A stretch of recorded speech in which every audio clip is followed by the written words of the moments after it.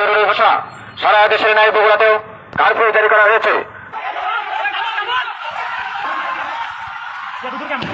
সরকার আদেশ দিয়েছে, আমরা আদেশে চলি। আপনি প্লিজ সেখানে চলে যান।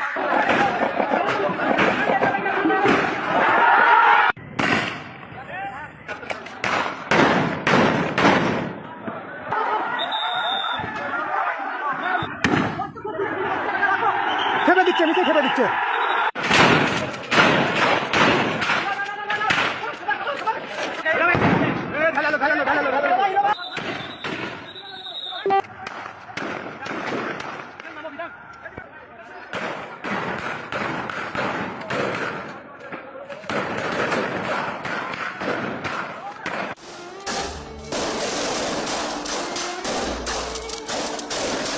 জুলাই 24 একটি মাস কিংবা সালের পরিচয় নয়।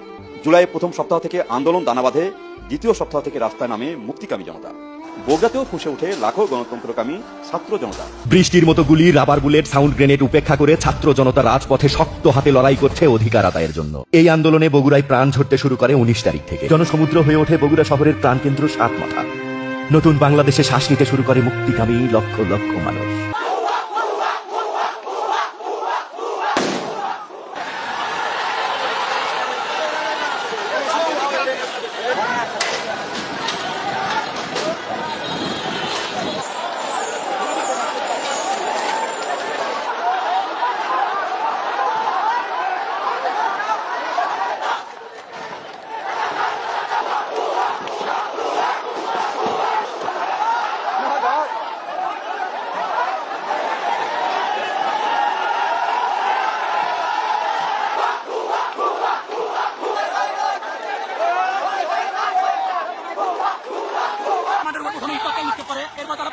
আমাদের উপর এটা আমাদের শিক্ষার্থী মাথা ফেটে যায় এবং পুলিশ আমাদের আটকে রাখে। পুলিশ আমাদের আটকে রাখার কারণে আমরা সেখানে আটকে ছিলাম এবং তারা আমাদের স্পিড বর্ষণ করেছে। এতে আমাদের অনেকগুলো শিক্ষার্থী আহত হয়েছে।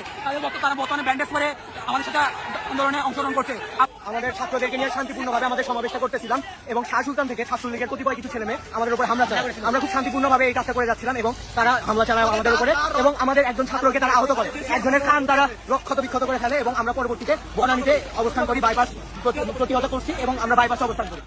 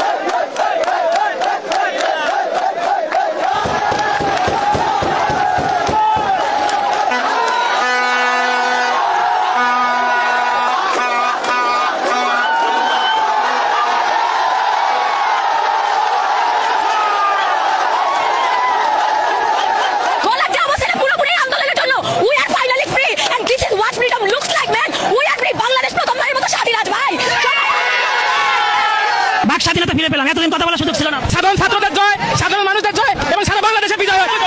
আমার জায়গায় এখন ওই যে গুলির চিহ্ন আছে পুরো বুক সুদ্ধা। হাসিনা পদত্যাগ করছে, বান্ন দেখিনি, 66 দেখিনি, আমি 24 দেখছি। আমি ছাত্র স্বাধীন করছে, আমার স্বাধীনতা বিষয় করলাম। Talking to the whole world, we are Bangladeshi. You've seen from 52, 1952. You have seen from 1971. Now you are seeing in 2024. এই জায়গায় আমার এক ভাইয়ের মাথায় বুলেট লাগছিল। এই জায়গায় আজকে সেই জায়গায় আমরা বিজয় মিছিল করতেছি। গণমাধ্যম মুক্ত হলো আমরা এক প্রথমে দেখছি যে তারা জামাত শিবির, তারপর সন্ত্রাসী হামলাকারী এছাড়া কাউকে মারা দেখে না। আজকে সমস্ত যে রাস্তায় শিশু শিক্ষার্থী